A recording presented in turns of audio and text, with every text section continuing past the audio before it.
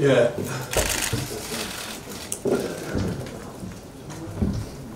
제45차 비상대책위원 회의를 시작하겠습니다.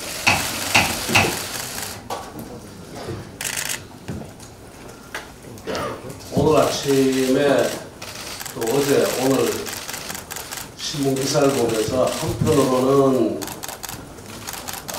뭐라 그럴까요? 어떤 이 작은 분노가 또 한편으로는 어떤 천만함과 또 걱정이 가슴을 확 메우고 있습니다. 이유가 이렇게 이야기를 드리죠. 완벽한 인간이 있겠습니까? 질병으로부터도 그 다음에 모든 잘못으로부터도 해방될 수 있는 그런 완벽한 인간이 없죠. 권력 역시도 마찬가지라고 저는 생각합니다. 완벽한 권력이라는 것이 없습니다. 언제나 그 권력은 잘못을 할 수도 있고 또 부패할 수도 있는 그것이 권력입니다.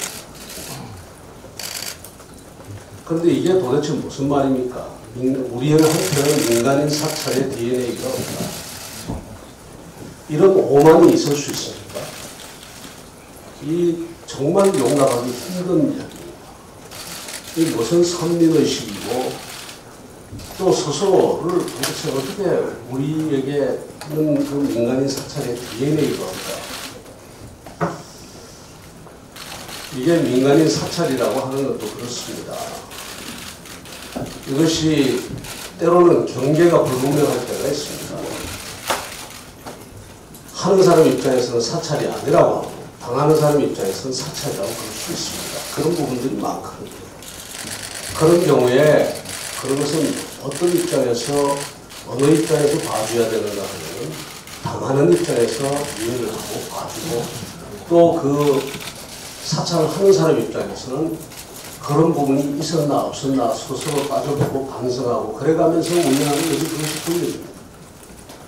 근데 이 정부는 정말 그 선민의식이 너무 강합니다.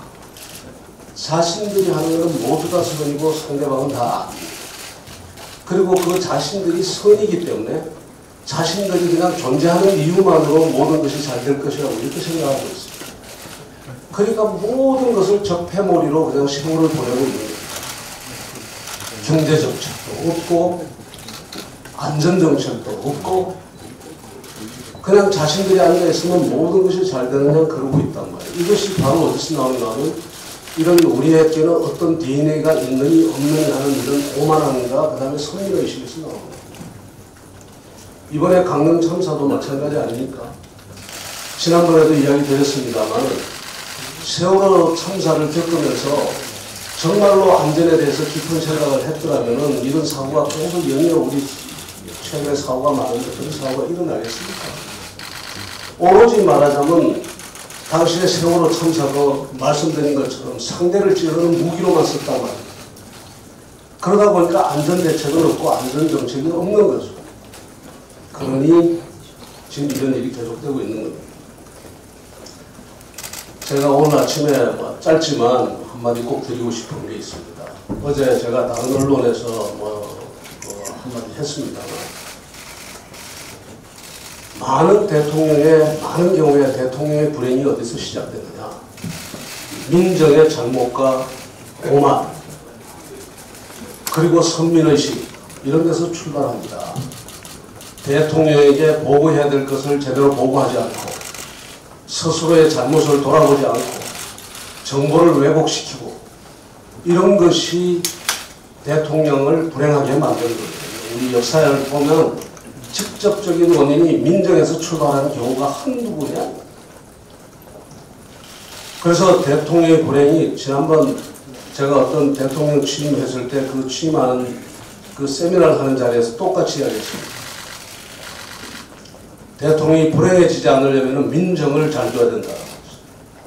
민정의 오만과 잘못과 그 다음에 그 해태와 이런 것이 대통령의 불행을 만드는 건데 최근에 그 민정이 잘못되고 있다라는 그런 민정 라인에 뭔가 문제가 있다는 것이 우리 눈에 지금 보이고 있습니다. 대통령께서 공무원 보고 최저임금 속도가 빠릅니까? 뭘 도대체 어떻게 보고했길래 최저임금 속도가 빠릅니까? 영세 상공인들이 어렵습니까? 묻고 게다가 지금 와서야 산업정책이 없다는 비판을 갖다가 지금 와서 이야기했는데 이것도 다 전부 민정과 관련된 것입니다. 권력을 운영, 그래서 제가 이야기드립니다. 저도 어찌됐든 청와대에 있어봤고 그 다음에 권력을 운용해본 사람 입장에서 제가 꼭 말씀드리고 싶습니다. 다시 한번 말씀드리고 싶습니다.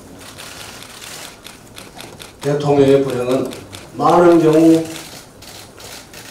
민정 라인에 또 민정의 오만과 잘못 그리고 실수 이런 데서 출발합니다. 그리고 그 모든 것은 다시 누구에게 모든 문제가 귀착되는가 하면 역시 대통령에게 문제가 귀착되는 겁니다.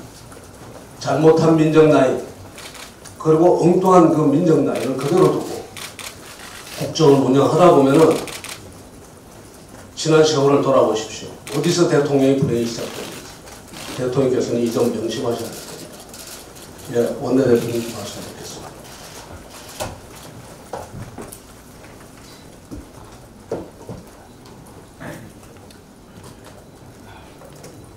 어제 무거운 마음으로 강릉 펜션 참사 사고 현장을 다녀왔습니다. 저만이 아니라 국민 모두가 슬프고 안타까운 마음을 안고 계실 거라고 생각합니다. 3년 내내 힘겹게 공부했을 고3 학생들이 수능을 마치고 모처럼의 이 여행을 떠났는데 이 사회의 안전망은 그조차 지켜주지 못했습니다. 이 사회의 어른이자 부모로서 미안한 마음의 고개를 들기 어렵습니다. 그런데 이 사고를 들여다보면 들여다볼수록 이 사고에서 가장 안타까운 점은 제도의 무리로 아까운 국민의 생명이, 아이의 생명이 희생되었다는 점입니다. 후진국형 비극이 또다시 반복되었다는 점입니다.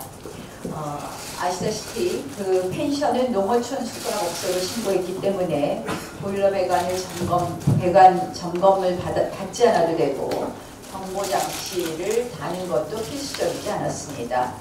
또한 이 점검 나온 공무원이 제대로만 보았다면 육안으로도 확인할 수 있었던 비정상적인 연통 접합 상태를 제대로 점검할 수 있었을 것이다 이런 생각이 듭니다. 결국 정부가 조금만 먼저 제도를 정비했다면 공무원이 조금만 더 주의를 기울였다면 충분히 막을 수 있었던 사고였습니다. 문재인 정부는 안전한 나라를 만들겠다고 이야기했지만 제천 화재 참사부터 최근 KT 화재, KTX 탈선, 강릉 펜션 사고까지 대형 안전사고가 끊임없이 일어나고 있습니다.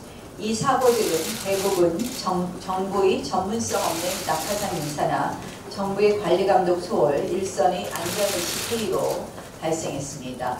더욱 실망스러운 점은 문재인 정부에서 누구 하나 책임지는 사람 없이 대통령은 장관에게, 장관은 공공기관 수장에게, 공공기관 수장은 일선 실무자에게 책임을 밀고 있다는 것입니다. 문재인 대통령이 재난의 컨트롤 타워는 청와대라고 했었습니다. 이것이 바로 컨트롤 타워의 모습인지 묻지 않을 수 없습니다. 지금 뒤늦게 서둘러서 여러 가지 실태 조사를 한다든지 안전 대책을 마련한다고 한다든지 호등되고 있습니다.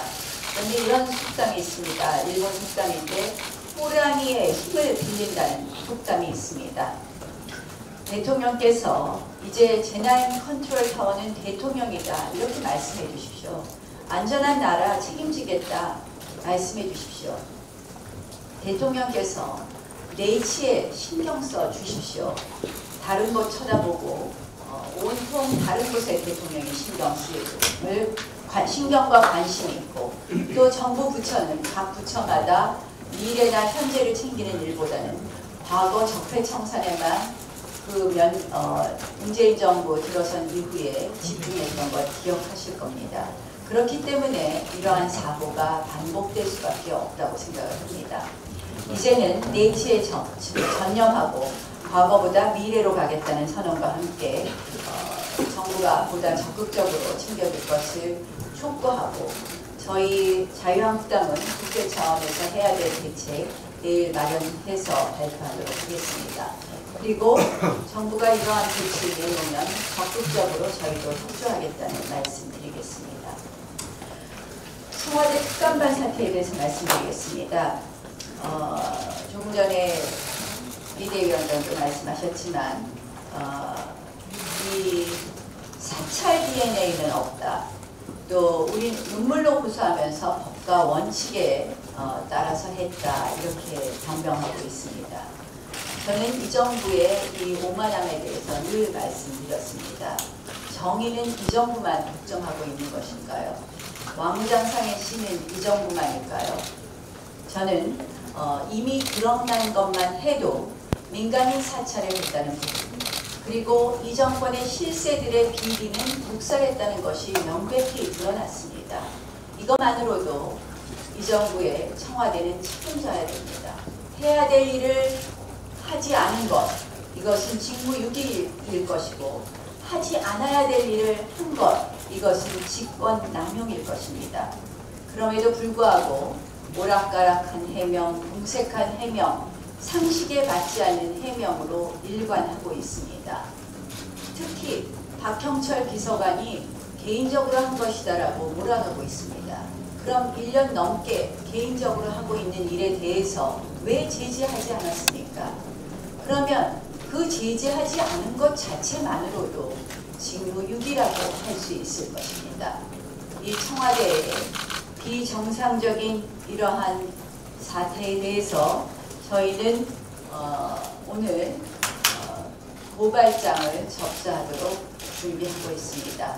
검찰의 이 청와대의 청와대 관계자들의 직무유기와 직권남용에 대해서 고발장 접수할 것이라는 말씀을 드리면서, 또한 오늘부터 그 김태우 수사관을 특감 반원을 수사한다고 보도가 되고 있습니다.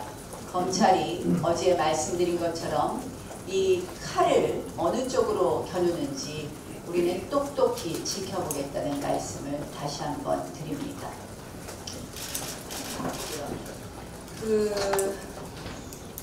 저수지 태양광 사업에 대해서 정부에서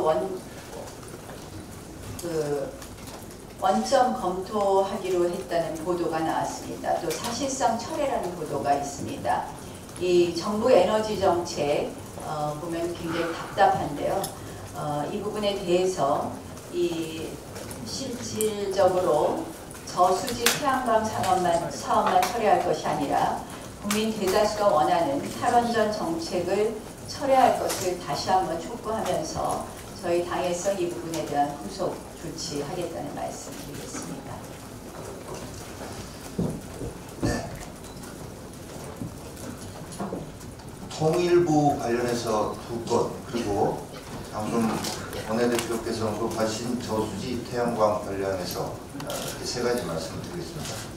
통일부가 오는 26일 북측 지역인 개성 판문역에서 남북 철도 연결 착공식을 갖겠다며 행사 비용으로 남북 협력 기금 7억 200만 원을 편성한 데 대해 대북 규제 위반 논란이 일고 있습니다.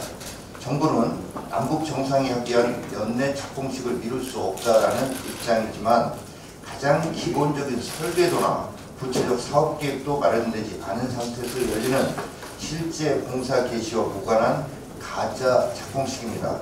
행사 날까지 일주일도 안 남은 상황에서 착공식의 상징성만 강조할 뿐 국민 혈세 7억 원이 들어가는 당일치기 행사에 대한 상세 내역은 여전히 깜깜입니다.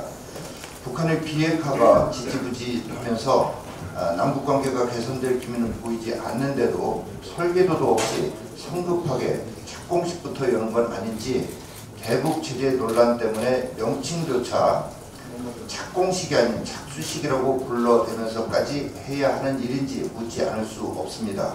북측 입장에서도 속빈 강정에 불과한 가짜 착공식을 환영할지도 의문이며 일각에서 제기하듯 지지율 하락을 반전시키기 위한 문재인 정권의 국내용 이벤트가 아니냐는 의구심마저 듭니다. 북한 김정은과 관계된 일이라면 묻지도 따지지도 않고 오로지 쇼로만 일삼는 문재인 정권에 대해서 깊은 우려를 표명합니다. 경제와 민생에는 무능한 정권, 김정은과 북한과는 쇼만 하는 정권, 국민 안전을 외면하는 불안한 정권, 대한민국을 위기로 몰아가는 위험한 정권, 말 그대로 무쇼불위의 정권이라고 할 것입니다. 내년도 남북협력기금 1조 원에 비하면 남북철도 연결 착공식에 들어가는 7억 원쯤은 껌값 아니겠냐라고 치부해서는 결코 안 될 것입니다. 비핵화 없이는 제재 완화도 없다라는 미국의 입장은 확고한데 북한 비핵화 진전 없는 남북관계 과속은 경계하고 또 경계해야 합니다. 거울뿐인 착공식 쇼의 상징성에만 집착한 나머지 대북 제재 논란을 증폭시키는 우를 보면서도 안 된다는 점을 엄중 경고합니다. 다음으로 통일부가 올해 북한 인권 개선 목표에서 북한 주민의 자유권을 삭제하는 것으로 드러났습니다. 또한 인권이라는 용어의 사용도 줄이고 납북자, 국군 포로에 대한 언급도 축소시켰다고 합니다. 유엔은 최근 북한 인권 결의안을 14년째 통과시키며 인권을 강조하고 있는데 문재인 정권은 국제사회와 보조를 맞추지는 못할 망정 이에 반하는 행동을 하려는 데 대해 우려를 넘어 그 진정한 의도가 무엇인지 묻지 않을 수 없습니다. 자유라는 용어의 삭제도 우려스럽기 그지없습니다. 일전에 교육부가 중고교 역사교과서 집필 기준에서 자유를 빼려다가 논란을 일으킨 데 이어 북한 주민의 인권을 증진해야 할 통일부가 대북 인권 정책에서 자유를 뺀 것은 이 정권의 인식 수준이 매우 위험하다는 것을 의미합니다. 교육부뿐 아니라 통일부에서도 자유를 삭제한 것이 대통령의 뜻인지 나아가서 문재인 정권은 자유민주주의가 싫다는 것인지 묻지 않을 수 없습니다. 헌법을 수호해야 할 대통령이 대한민국 헌법을 부정하는 것은 아닌지 참담하기만 합니다. 북한 김정은의 참혹한 인권 유린 상황에 침묵하고 자유를 부정하는 것은 인류의 보편적 가치에 반할 뿐 아니라 국민적 의구심을 키우는 일입니다. 우리 당은 먼저 누구의 지시로 이런 일이 벌어지고 있는지를 규명해 나갈 것입니다. 정부가 저수지 태양광 사업을 철회하겠다고 사실상 철회하겠다고 밝혔습니다. 우선 잘못된 정책으로 인한 막대한 매몰 비용부터 낱낱이 밝혀야 할 것입니다. 아울러 관련 책임자에 대한 철저한 문책이 뒤따라야 할 것입니다. 저수지 태양광뿐만 아니라 졸속 탈원전 정책으로 수많은 부작용이 빚어질 것으로 예상되며 이 과정에서 각종 배 보상 문제 그리고 구상권의 문제까지 제기될 수 있는 상황입니다. 국정 운영의 최종 책임자인 문재인 대통령은 국민 앞에 먼저 사과해야 할 것입니다. 뿐만 아니라 잘못된 정책을 맹목적으로 수행한 각 분야의 실무자들도 구상권 책임을 비롯한 책임에서 자유로울 수 없다는 점을 엄중히 경고합니다.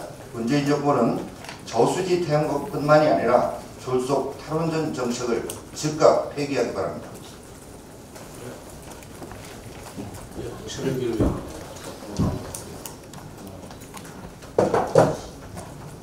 비대위 정치혁신위원장 최범길입니다. 당론이나 비대위 공식 의견이 아닌 정치혁신위원장 개인 자격으로 의견을 말씀드리겠습니다. 먼저 OECD 국가별 정부 형태와 선거제도에 대해서 좀 말씀드리겠습니다. 의회민주주의의 원조인 영국에서는 연동형이든 병립형이든 비례대표제 자체가 존재하지 않습니다. 대통령제 국가인 원조인 미국에서도 영국처럼 비례대표제 자체가 존재하지 않습니다.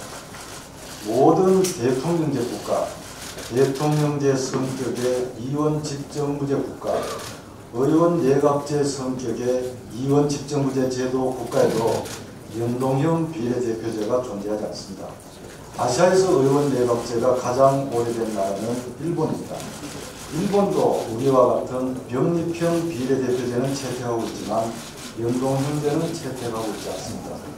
OECD 국가 중에서 오직 독일, 뉴질랜드, 헝가리만이 연동형 비례대표제를 채택하고 있고, 독일은 연방제이면서 연립정부 형태로 운영되고 있어서 연동형제 취지를 살릴 수 있지만, 대한민국은 헌법상 대통령제를 정부 형태로 채택하고 있는 국가입니다.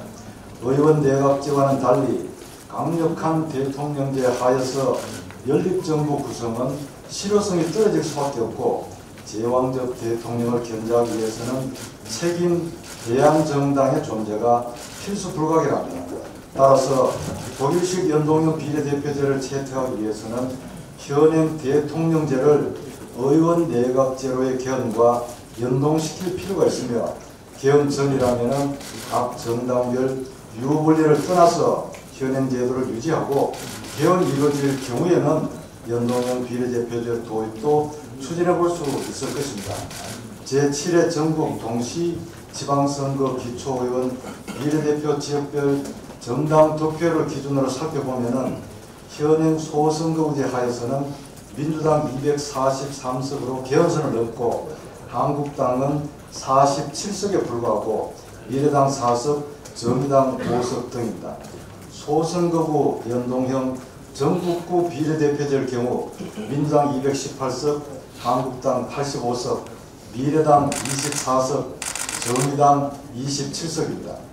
여기서 특이할 점은 민주당은 59석의 초과의석이 발생하고, 미래당과 정의당은 지역구 의석은 없이 비례대표 의석만 존재하게 됩니다. 대한민국 어느 지역도 대표하지 못하면서 초과의석은 60석으로 늘어나게 되고, 비례대표만으로 교섭단체를 구성하게 되는데, 과연 이것이 진정으로 국민이 원하는 대표성 확보책일 수 있겠습니까? 한국당으로서도 현행 제도보다 연동형제가 의원수 측면에서 더 유리하지만 대통령제 하에서는 제1야당으로서는 선택할 수 없는 제도입니다. 미래당과 정의당, 민평당 등 야3당은 정권을 확보한 것을 포기한 채 지역 대표성 전무인 상태에서 의원수 늘리기 위한 교섭단체 구성이 목표일 수도 있지만, 한국당은 결코 받아들일 수 없는 제도이며, 솔직히 말씀드려서 민주당도 사실상 받아들이기 어려운 제도인데, 요즘 곳곳에서 대통령 리스크를 말씀하시는데 어떻게 개헌 없이 대통령제 하에서 연동형제를 채택할 수 있다고 하는지 이해할 수 없습니다.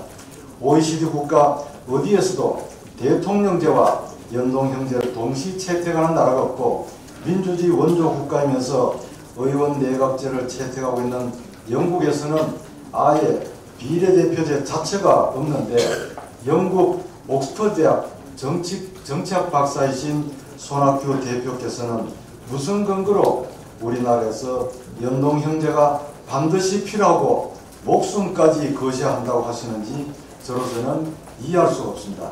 건강을 크게 해치는 단식은 단호히 반대하지만, 굳이 연동형제가 필요하다면 의원 내각제 개헌을 위해서 하셔야 한다는 생각입니다.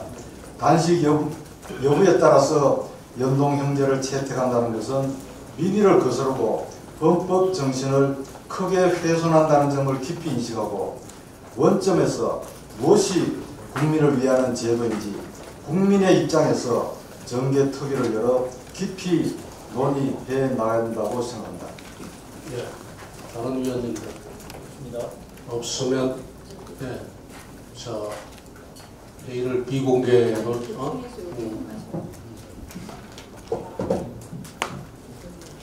그 연동형 비례대표제 조금 보충해서 말씀드리겠습니다. 저희 당내에 이제 부정적인 이야기들이 많이 있으신데요. 세 가지로 정리할 수 있을 것 같습니다. 첫 번째는 연동형 비례대표제를 채택했을 때 의원 정수가 무한정으로 계속해서 확대될 수 있다는 위험성이 있다는 것입니다. 독일의 예를 보시면 알 수 있을 것입니다. 그래서 첫 번째는 그러한 문제점이 있고요. 두 번째는 이것이 사표를 방지한다고 하지만 사실상 지역선거구 제도라는 것을 부인하는 결과가 나온다는 것입니다. 무슨 말씀이냐? 결국 지역에서 지역의 대표자를 뽑는 것은 정당만에 대한 투표가 아니라 정당 플러스 인물에 대한 투표가 있는 것입니다. 그래서 이러한 부분에 표값을 정한다는 것은 지역선거구 제도를 부정할 수 있다는 것이고요. 세 번째로는 정당 간의 야합이 있을 수 있다는 것입니다. 이것이 알바니아의 사례입니다. 결국 한 정당은 지역구 후보만 내고 그리고 지역구 의원 당선에 성공했고 한 정당은 일부러 지역구 후보를 내지 않음으로써 다른 정당의 지역구 후보의 당선 가능성을 높이면서 비례대표의 의석을 확보하는 방법입니다. 그래서 정당 간의 야합이 있을 수 있다는 점, 이 세 가지의 큰 문제점이 있다는 부분을 많은 반대하시는 의원님들께서 지적하고 있다, 그런 말씀을 드립니다. 네. 자, 회의를 비공개로 전환하겠습니다. 해주시면 감사하겠습니다. 비공개로 전환하겠습니다.